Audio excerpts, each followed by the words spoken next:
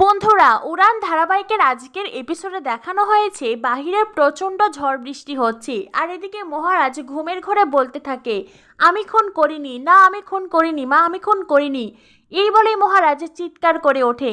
আর তখনই পূজা মহারাজকে বলে, এই নিন তাড়াতাড়ি জল খেয়ে নিন, কি হয়েছে আপনার বলুন। তখনই মহারাজ জলের গ্লাস ছুঁড়ে ফেলে দেয় আর পূজাকে বলে, বেরিয়ে যান, এই ঘর থেকে এখনই বেরিয়ে যান, বেরিয়ে যান বলছি। তখনই পূজা বিছানা থেকে নামতেই সেখানে মহারাজের মা, ঠাম্মি, মহারাজের বাবা, শিব, মিলি সকলেই চলে আসে। ঠাম্মি তখন পূজাকে বলে, নাথবউ কি হয়েছে, তুই এমন কাঁদছিস কেন? তখনই পূর্ণিমা বলে, কান্নার তো সবে শুরু, এই মেয়েটাকে সারা জীবন এইভাবেই কাঁদতে হবে। সোমনাথ তখন মনে মনে ভাবতে থাকে, শুধু পূজা নয়, মহারাজও সারা জীবন কাঁদবে।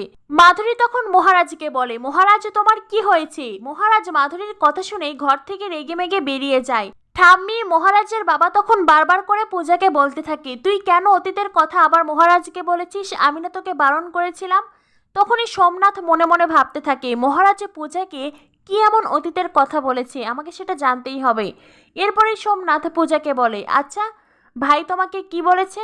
তখনই মহারাজের বাবা বলেন, ও বাবা, ভাই? প্রায় এক যুগ পরে তোর মুখে এই ভাই ডাকটা শুনলাম। সোমনাথ বলে, ও আমাকে যতই মারুক তবু তো আমার ছোট ভাই। তখনই পূজা সোমনাথকে বলে, আচ্ছা দাদা, আমি আপনার কাছে জানতে চাইছি সেদিন স্কুলে কি হয়েছিল? সোমনাথ তো প্রশ্ন শুনেই ঘাবড়ে গেছে, সে কোনো উত্তর দেয় না। পূজা বারবার করে সোমনাথকে জিজ্ঞাসা করতে থাকে। পূর্ণিমা তখন পূজাকে বলে, কেন তুমি জানো না সেদিন তোমার বর খুন করেছিল? খুন? এক কথা কতবার শুনতে হবে তোমাকে? বারবার একই প্রশ্ন করে যাচ্ছ, এই কথা শুনতে কি তোমার ভালো লাগে? এবারে পূর্ণিমা ওখান থেকে বেরিয়ে যায়, সোমনাথও চলে যায়। ঠাম্মি তখন পূজাকে বলে, তোকে না বারবার করে বারণ করেছিলাম মহারাজকে এই সমস্ত কিছু বলবি না, তুই আবার বলেছিস, তাই তো? সবকিছু নষ্ট না করলে তোর শান্তি হচ্ছে না, তোদের সম্পর্কটা তুই নষ্ট করেই ছাড়বি। পূজা বলে, বিশ্বাস করো ঠাম্মি, আমি ওনাকে কোনো প্রশ্ন জিজ্ঞাসা করিনি।